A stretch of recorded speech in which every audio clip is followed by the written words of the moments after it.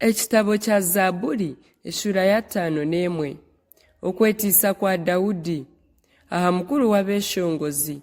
Zaabuli ya Dawudi obuyizirwa Nabbi Nasani ahereze kushambana na Batisheba.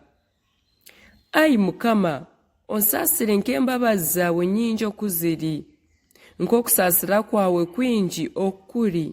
Olagaze ebyokushisha byanje, onyogeze kimwe okutashikirira kwanje, kandi onshemeze onyeho ekibi kyanje, ahakuba ninyemera ebyokushisha byanje, n'ekibi kyanje kiri omu maisho ganje obutosha.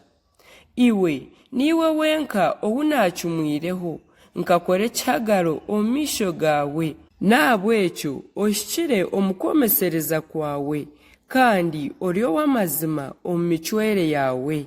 Reeba nkahangirwa omu kutashikirira, n'omu kibi mawe nimwe yanzaariire.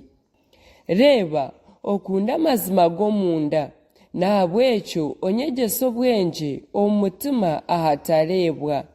Onyeze n'enyaweera ninyija kushemera, onyozye nyere okukira orubaare. Onyijuze okushemererwa n'okwesiima, amagufa gu wahenzire gananuuke. Otareeba ebibi byanje, oragarize kimwe ebyokushisha byanje byona. Ompangyemu omutima ogushemiire, ayi Ruhanga, ogarure omwoyo omurungi omunda yanje. Otambinga ahori, kandi otanyaho omwoyo wawe orikwera. Ongarure okushemererwa kw'okujuna kwawe, ompamye n'omwoyo oguri kworobera.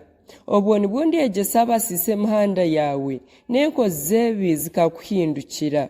Onkize orubanja rw'orwisi, ayi Ruhanga, iwe Ruhanga w'okujunwa kwanje, kandi orurimi rwanje ruryayeshongora munonga ebyokuhikirira kwawe. Ayi Mukama, yashamya akanwa kanje, n'eminwa yanje emanyise okuhimbisibwa kwawe. Ahakuba toshemererwa bitambo nk'abikuhire, ebitambo ebyokize tobisiima. Ebitambo ebi Ruhanga asiima n'omutima oguhendekire, omutima oguhendekire ogwetiisiize kimwe, ayi Ruhanga torigugaya. Koragye Sayuni nk'oku orikusiima, zitirira Yerusaalemu orugo rw'amabaare. Obwo nibwo orishemererwa ebitambo ebihikire, n'ebitambo ebyokize, n'ebitambo ebyokiize kimwe, haza nibwo enimi zirihongerwa aha itambiro ryawe.